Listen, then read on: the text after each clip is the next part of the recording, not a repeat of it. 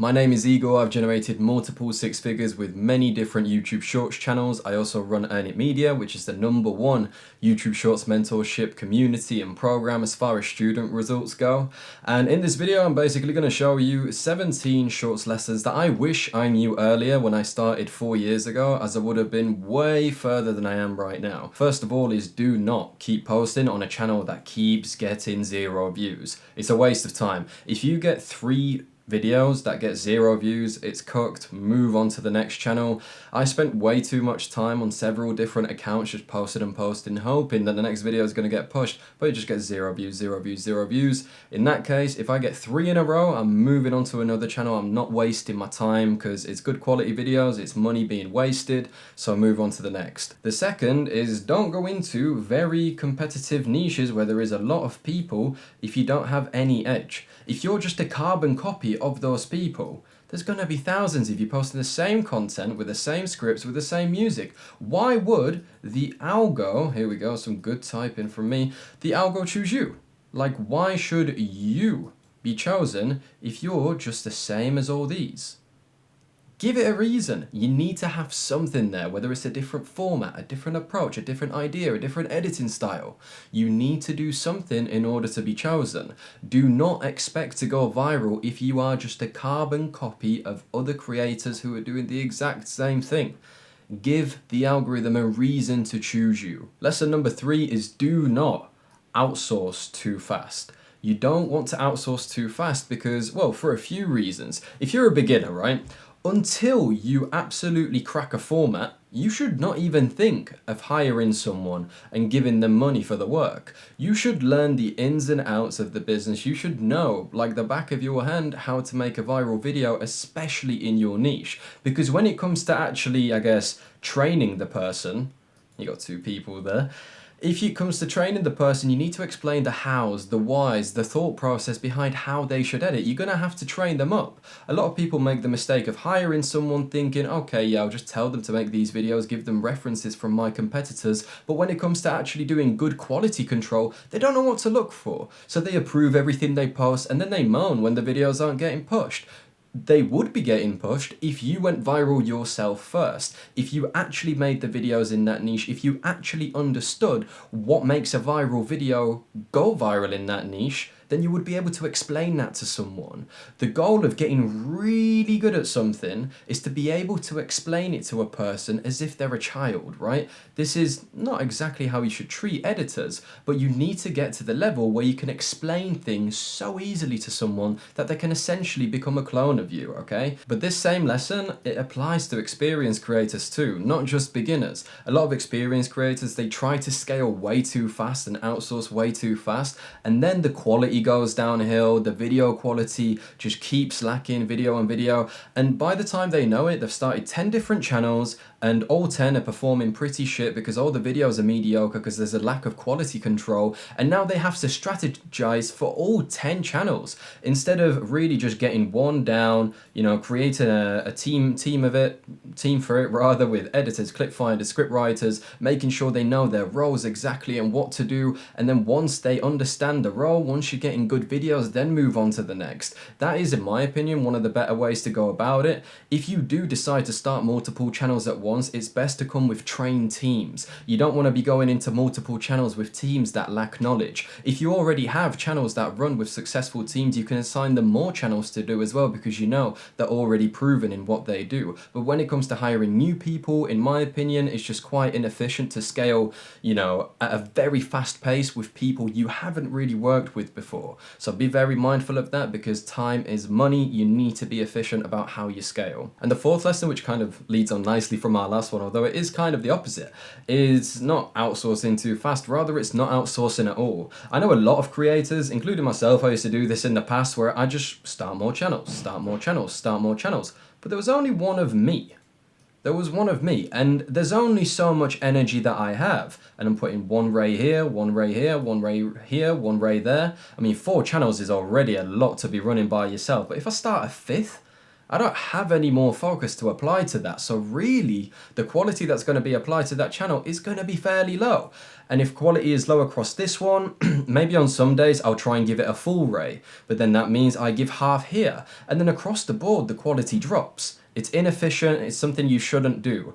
Do not spread yourself too thin. Please understand that. And another thing you've got to remember is that editing, it's a pretty low leverage task. You've got to learn how to outsource that at some point, because if you're stuck editing for too long, it will stop you from scaling for a long time. Scaling is about building systems, outsourcing the work and treating this like a real business. You need to be able to move away and be behind the scenes, not be hands-on. That's when you make the real money with it. And that's when you can treat it, you know, with like the lifestyle, the freedom and all that sort of stuff. That's what we've got to aim towards. Now, when it comes to outsourcing, right? A lot of shorts creators, they go for like the cheapest option possible. They go for the Indians, they go for the third world guys who will make a video for like $5. But the problem is, right, to a lot of people it's attractive. You know, little capital and, you know, shorts are very high margin as it is. The amount of money you make to the amount of money you put in, unless you do like 3D animations, is gonna be really high. Yet shorts creators just have this like weird greed in them, where they feel like the cheapest option is always best. They always try and negotiate, even with the cheapest guys. Now look, the cheapest price is, from a business perspective, yes, your margins are higher, but the problem is, a lot of these people are really, really unreliable. Indian editors, a lot of the time, will give you the craziest excuses. I've had guys where the whole family has died on the day, where they've had earthquakes, hurricanes, electricity stops and everything in one day, and the mum dies on top. This is something you don't really get with editors that you pay more for. Now, to a lot of people, that's like a bigger hit. Like, how can you pay $20 per video? You know, a faceless shorts video with content that you're basically repurposing. Well, to be honest, I pay a lot of my editors. It kind of changes depending on the niche, of course. But for most editors, I pay from like 15 to 25. That's flat rate. That's not even including bonuses. And with my guys, I also do retainers. That way, they're along for a long time, and the income's more sustainable for them as well. And there's an incentive to stay for longer because they have bonuses on top. That's kind of what you got to do if you want to build it into a real business. The last thing you want when you're running multiple channels is to have multiple editors who are flaky, who don't reply fast, who fail, whose mum dies 3 times a year. You cannot afford that if you want to scale, if you want to get it into the big leagues and you want to make that big chiching dollar. That's a poor dollar, but you get my point. And the next bit is bonuses, right? Ties on pretty nicely with what I just talked about. I kind of mentioned them briefly there. Now, the bonuses that I give my teams kind of range depending on the person, like what they're doing, how much work and whatnot. A lot of them get paid a really good flat rate or a retainer. However, I like to have a set amount of volume that I want my channels to do every single month. Now, say I'm aiming to do 1 a day, that's a horrible 3, that will be 30 videos a month, right? What I'll say to my editor, let's say his name is John, I'll say, John, this is the amount you're getting paid either way for creating these videos, but if we do 30 this month, you'll get an additional, say, $100. And that really pushes them further to meet the expectations. And of course, it's on you to maintain quality, because a lot of people, they might just be like, okay, let me pump videos out so I meet that target, meet that bonus. Now, it's your job to maintain quality, make sure that whatever they are putting through is to your standard, it isn't shit, it isn't mediocre, because you want to uphold the quality at all times. So that's one thing that you've got to really consider. A lot of people also do like view-based bonuses. This can be a bit harder to track unless you do it like at the end of the month, but it's something that can work as well. A lot of people do it for like every mil views, maybe just 1 mil views, or every 10 million views. This can work well once you've got a team and you're working with each other long term. At the end of the month, you can collect like all the views that you've done and kind of allocate a bonus, whichever works for you, you know, whatever you're comfortable with giving and whatever you decide with your team. I also like messing with some competitive bonuses. For example, let's say I've got 2 editors on one team here. What I'll do is say, again, whoever does the most videos out of you 2 in this month, once again, like I mentioned, the quality control, you got to make sure every video is up to your standard, will get an extra $100. Make sure it's fair. You know, it's a bit unfair if like the other editor cannot put in anywhere near as much time.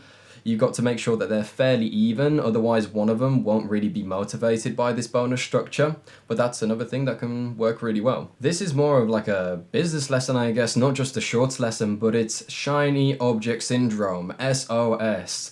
A lot of entrepreneurs fail due to this, and it's because, well, shiny object syndrome, it's essentially you see so many things and there's constantly a new thing that you want to get a hold of that looks really good, looks really appealing. It could be a trend, it could be a new business model, but it will fuck up your progress. Promise you that. I've gone from business model to business model to business model. Now, yes, it was good from the sense of I learned from every single one, and to some extent it kind of made me into who I am today. However, the moment I doubled down on shorts is when I saw the most progress financially. And in shorts, you'll also still get the element of shiny object syndrome with many new niches. This one's blowing up, getting so many views, working for, absolutely everyone, getting 100 million views a month. I've got to do that. But you're already running 1, 2, 3, 4 channels. Have you got time to, allocate towards that other channel? Probably not. So it's not a smart choice. You should instead be scaling these, maximizing results with these.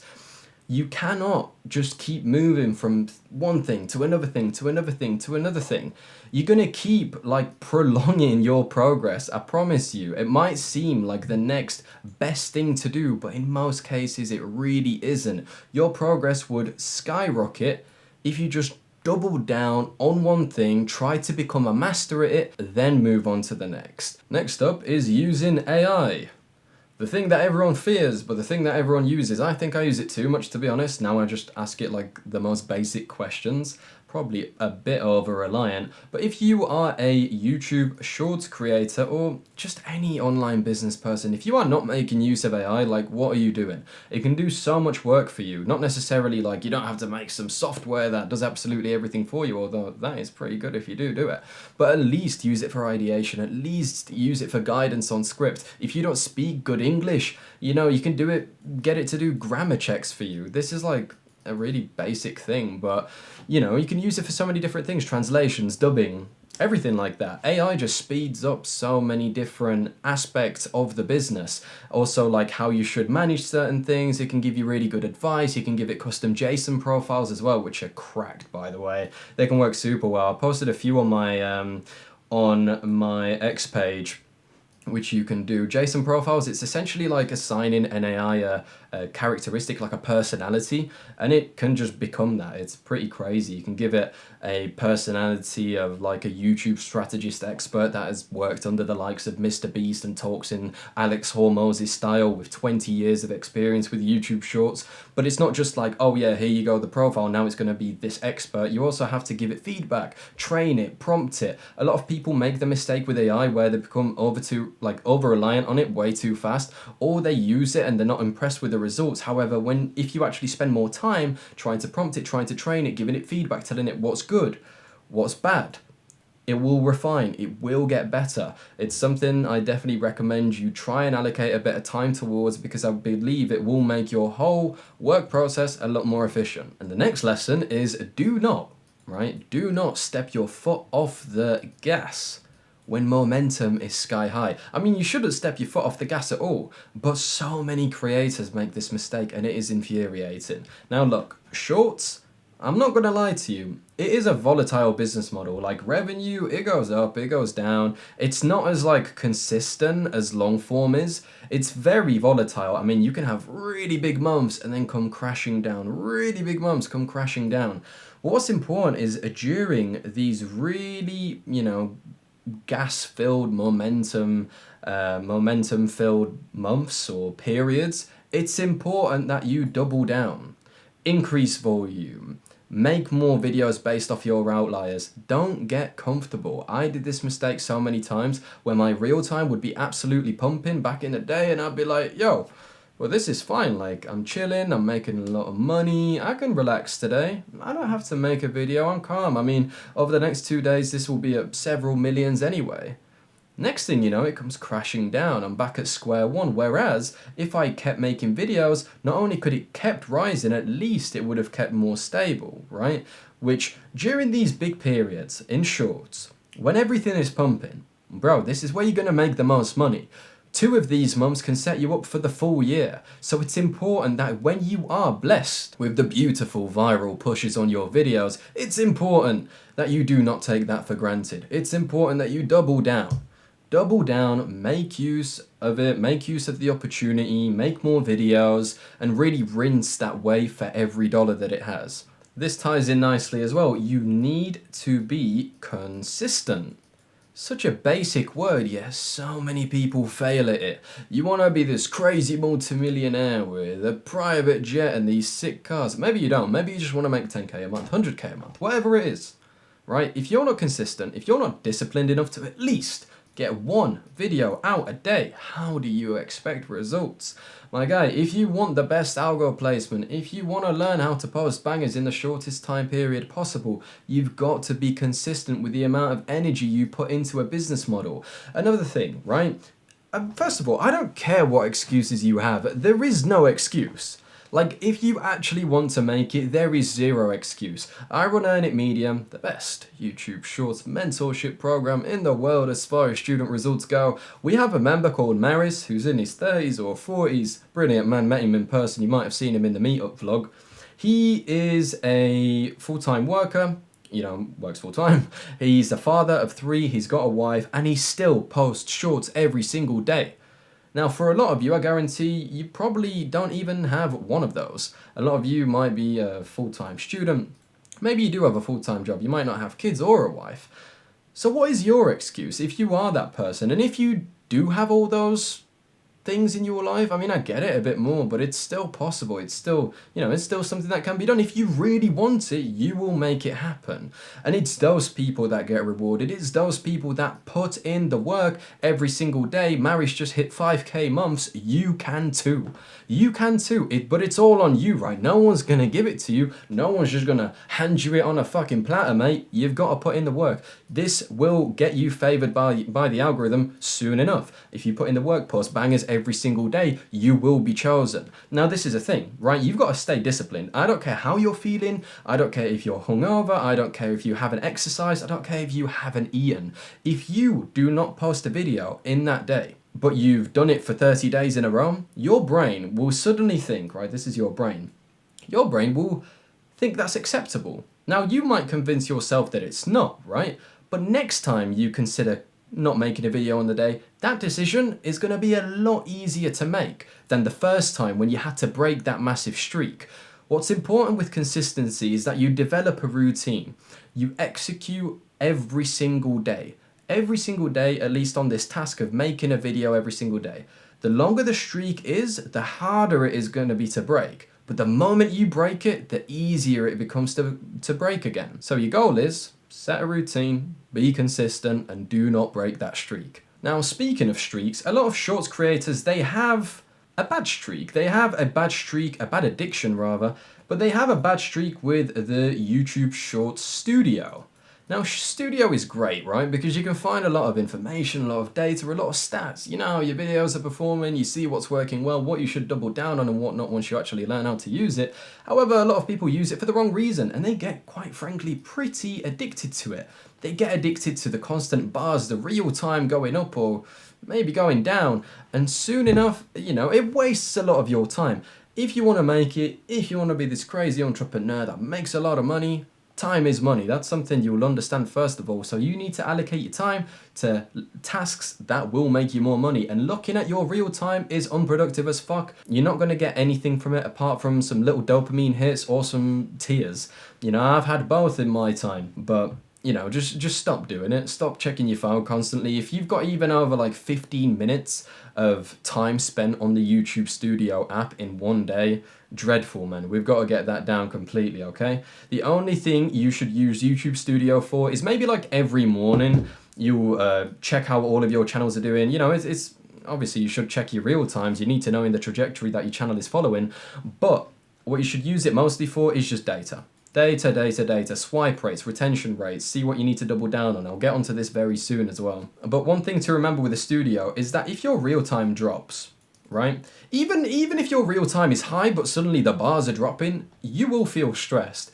And stress affects your mental energy and your mental clarity. If you're like, those are two things that if you want to really be a high performer, those are two things that you've got to prioritize, right? Mental clarity. So mental clarity and mental energy. If those two are fucked, well, you're not really going to make much progress. Okay, again, you want to make sure that your mind is focused, it's not distracted by anything that is unproductive. Okay, nothing unproductive. Checking your real time, the bar's going down, it's not productive, it's not productive.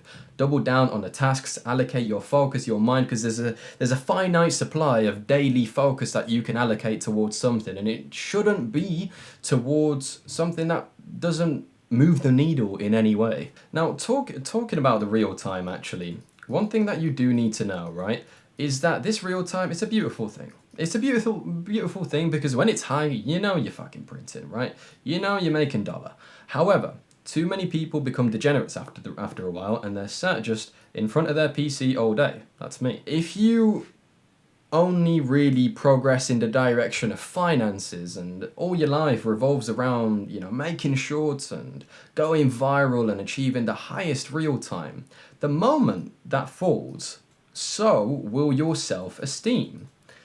Now, the last thing you want is for these online clips to make you feel like complete shit, right? You shouldn't judge yourself based off of your real time. This is something that I actually used to do. Like, probably 3 years ago. I've snapped out of it now for quite a long time. But whenever my real time was down, I was just sad, man. I was sad. Why? Because I wasn't really winning. I wasn't really winning in other areas of life. You've got to look at life like through the lens of there are multiple bars where you have to progress. Money is just one of them, right? Too many younger guys, they prioritize money way too much. Now, you should prioritize it because it's really important, but you should also prioritize exercise, right? How you look, how you feel, you know, you should train MMA or do something like that, at least hit the gym. Relationships, right? Relationships, all of that sort of stuff. A diet, and just like hobbies. You need to be progressing in multiple areas of life. You know, your looks as well. That's, you know, looks maxing. I know it's quite a cringe term nowadays, but how you look, it'll make you feel better about yourself, right? You want to be a confident guy. Money is not everything. And you might be listening to this as like, fucking hell, like I've got to get my money up. That's my priority. Like that's going to fucking, you know, that's going to change my life. And it will change your life, but it won't like make you as happy as you probably think if all of these other bars in your life are fucking low. You know, if you get all of these bars high and the money gets high, you'll be on top of the world. I tell you that for sure. But if the bars are low and the money's high, bro, you're gonna feel an emptiness in your life. And that's what I'm saying with like the real times. Make sure you're winning in other parts of life, because if that real time goes down, you don't want to be feeling like you're going to jump off a cliff. Because again, that takes mental energy, mental clarity, and we've got to remain productive. So one thing I mentioned earlier was YouTube Studio, right? And I said specifically what you should use it for is for stats. Because it has all the data, right? This is not something that you should ignore. In fact, it's something that you should look at more or less every day, especially in the beginning stages until you figure out what the cracked format is per se. The shows to view rate or the swipe rate is something that you should pay attention to, and the APV, the average percentage viewed, essentially how long your video has been watched for. You need to make sure that whatever videos you are making that are getting the highest swipe rates, the highest APVs, are the formats that you double down on. Whatever is getting bad stats, you know, let's say under 70% swipe or under 75% swipe rate and under 100% APV, trash it. Don't do it again. Don't do it again. You need to pick up on these patterns, okay? Whatever works, you double down on. The data is there for you to use it and for you to get results with. And that ties in nicely with lesson 14, which is never hoping that your video is going to go viral. Hope is not sustainable. You can't just hope for something to work.